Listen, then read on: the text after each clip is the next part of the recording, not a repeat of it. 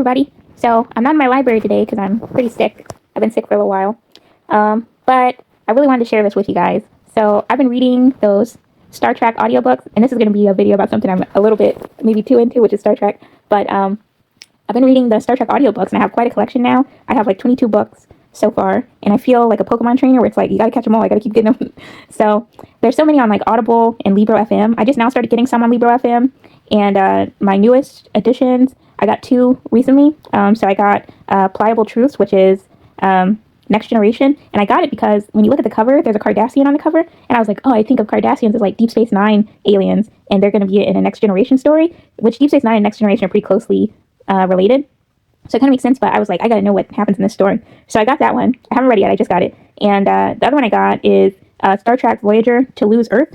And so I grabbed some of that series, the first one in that series. I think there are 2 books in that one. But I got it because I read online that the aliens from the episode in Next Generation, Darmok, you know, the aliens that speak in metaphor, the Temerians, where they're like Shaka when the walls fell. So those aliens are supposed to be in this book with Voyager. And I was like, oh, okay, so that's pretty cool. They're like mixing aliens together and stuff with the different series.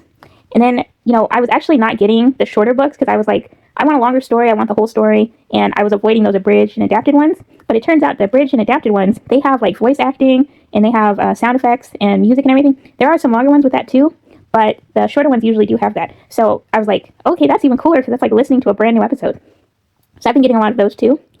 And then I just finished one of those called it's Deep Space Nine Fallen Heroes, and I actually think I've listened to it before, but I listened to the whole thing again because I was like, there's like music, there's voice acting, there's sound effects. I was just really into it, so I listened to that again, and I really liked it. It's like a new episode of Deep Space Nine.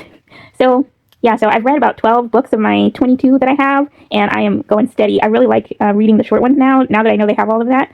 So I've been reading a lot of the short ones, and especially on like long trips when I'm driving somewhere.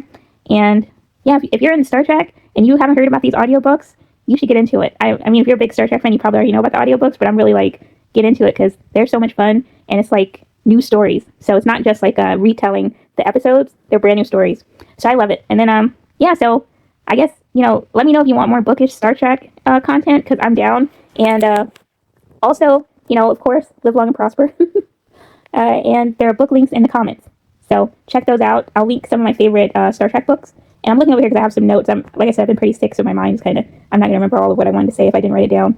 But yeah, I'll catch you guys later. Hope you had fun. Check out those Star Trek books and keep reading. Have fun out there. Bye.